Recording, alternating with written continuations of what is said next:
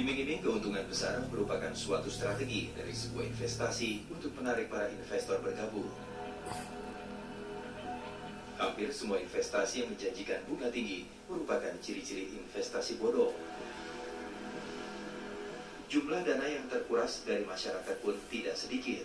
Ratusan juta bahkan hingga miliaran rupiah dana masyarakat tertipu dalam sebuah bisnis investasi bodong.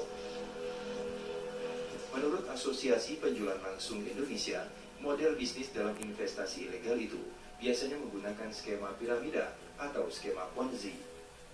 Biasanya polanya return-nya itu lebih besar daripada investasi-investasi lain. Misalnya bunga bank atau dana reksa atau reksadana itu akan lebih besar. Sehingga masyarakat akan tergiur karena jumlah return-nya yang besar tadi. Inilah bisnis investasi dengan pola skema piramida atau Ponzi. Model bisnis ini diduga dilakukan oleh Salman Nuryanto dengan Pandawa Grupnya. Saat model Ponzi ini dimulai, sejumlah anggota atau investor baru menanamkan dananya dengan janji keuntungan laba yang tinggi, bahkan hampir tidak masuk akal. Untuk meyakinkan investor di awal, pelaku bisnis ini harus terus mencari anggota atau investor baru.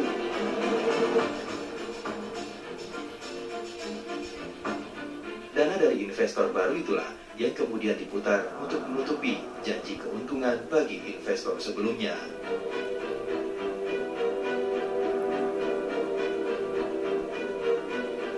Skema seperti ini biasanya akan habis jika sudah tidak ada lagi perekrutan anggota baru karena sumber bonus yang dibagikan bukan berasal dari barang atau jasa, melainkan dari perputaran dana investor baru. Kalau memang itu sumber dananya dari seorang orang baru, itu akan terindikasi melakukan skema piramida atau investasi bodong.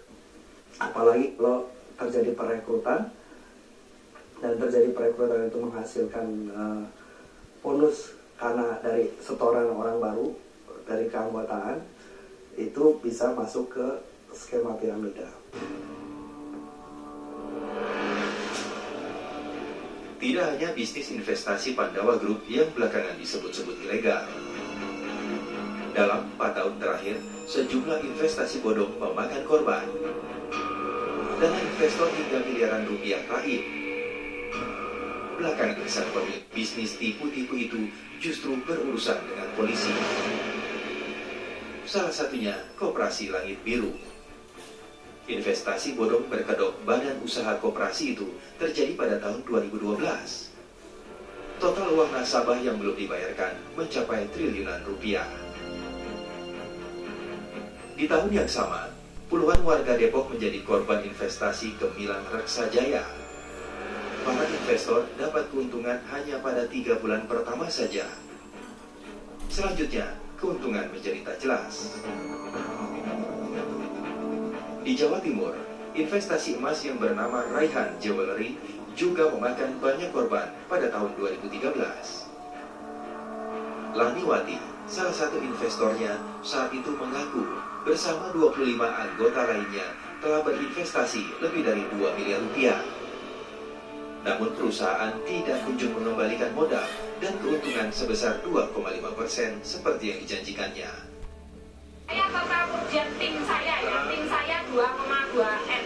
2,2 M. Tim dari ini loh, baru belum ada satu periode. Baru ikut Juli, Agustus ikut, November ikut, 24 November saya kejar ke Medan, dia undang untuk klien gathering, ketemu 1.000 orang ya.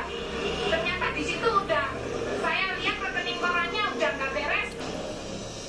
Saat banyak kalangan atas menjadi korban investasi bodong, mafia investasi ilegal itu mulai menyasar masyarakat bawah. Medio Mei 2015, seorang pengusaha wanita menjadi otak bisnis investasi ilegal Wondermile. Bisnis itu menggunakan skema Ponzi atau piramida.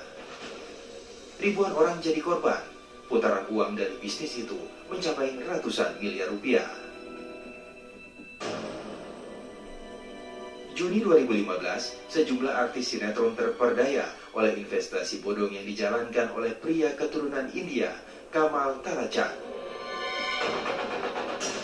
Dari hasil tipu-tipu investasi bodong itu, kerugian para nasabah mencapai puluhan miliar rupiah. Medio September 2015, Kota Depok lagi-lagi menjadi sasaran para bandit investasi. Dengan wajah emosi, puluhan warga mendatangi kantor investasi Mulyadana yang berada di Jalan Proklamasi Kota Depok untuk mempertanyakan uang yang mereka investasikan. Jumlah yang diinvestasikan pun tak sedikit, mulai dari puluhan juta hingga ratusan juta rupiah. Ironisnya, setelah mendatangi kantor yang sudah tidak terurus ini, semua warga tidak mendapatkan apa-apa alias tertipu. Pemilik sekaligus otak bisnis Mulyadana itu menghilang. Dan pada November 2015, artis sinetron Sandy Tumiwa menjadi tersangka aksi tipu-tipu investasi. Sandy disangka menjalankan investasi secara ilegal dengan total uang yang dikelola mencapai 7 miliar rupiah.